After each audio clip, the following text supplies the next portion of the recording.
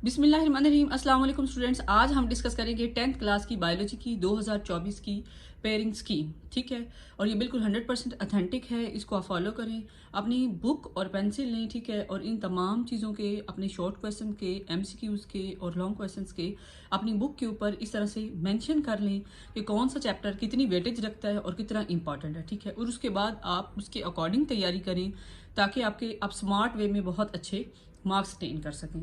तो सबसे पहले देखें कि हमारे पास क्या है।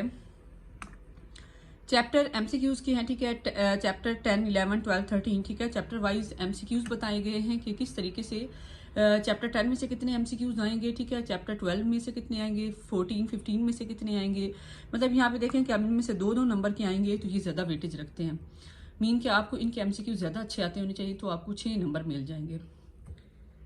तो हमारे पास क्या है, चैप्टर 10 में से एक, 11 में से एक एमसीक्यू आएगा, 12 में से एक आएगा, 13 में से एक आएगा। तो आपने इसी के अकॉर्डिंग इतनी ही इन इंपॉर्टेंस देते हुए इसकी अच्छी सी तैयारी कर लेनी है। उसके बाद जी हमारे पास है क्वेश्चन नंबर 2। मतलब आपको पता है कि आपको एक पेपर दिया जाता है ऑब्जेक्टिव और एक दिया जाता है सब्जेक्टिव। ऑब्जेक्टिव में क्या होता है कि सिर्फ एमसीक्यूज होते हैं। ठीक है, वो आपने करके वापस कर देने होते हैं। और उसके बाद आपको मिलता है सब्जेक्टिव पेपर, जिसमें हमारे पास होते हैं शॉर्ट क्वेश्चन के पहले 3 सेक्शन। ठीक है, तो शॉर्ट क्वेश्चन में हमारे पास क्वेश्चन नंबर 2 होता है।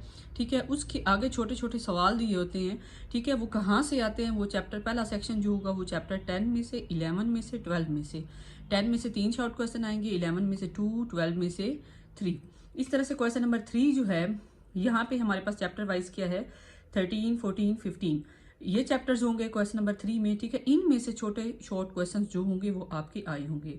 13 में से, 14 में से भी 2, 15 में से भी 4। क्वेश्चन नंबर 4 में देखेंगे हमारे पास जो चैप्टर 16 है उसमें से 4 क्वेश्चन आएंगे। चैप्टर 17 में से 2, 18 में से 2। मीन के वहाँ जाके बच्चे परेशान हो जाते हैं कि पता नहीं ये सवाल कहाँ से आया है।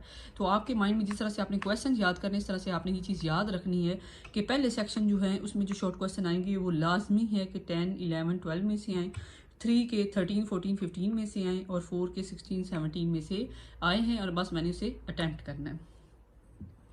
उसके बाद ही हमारे पास है लॉन्ग क्वेश्चन में हमारे पास आपने कोई से भी 2 क्वेश्चन अटैम्प्ट करने हैं। और आपको पता होना चाहिए कि हमारे पास ये चैप्टर नंबर 5, क्वेश्चन नंबर 5 जो होगा वो आपका 13 और 11 से एक एक सवाल आएगा। ठीक है, 6 जो क्वेश्चन नंबर 6 है वो 14 और 12 में से, क्वेश्चन नंबर 7, 18 और 17 में से। ठीक है, और अब मैं आपको बताती हूँ कि हमारे पास इन चैप्टर के मार्क्स की वेटेज क्या है।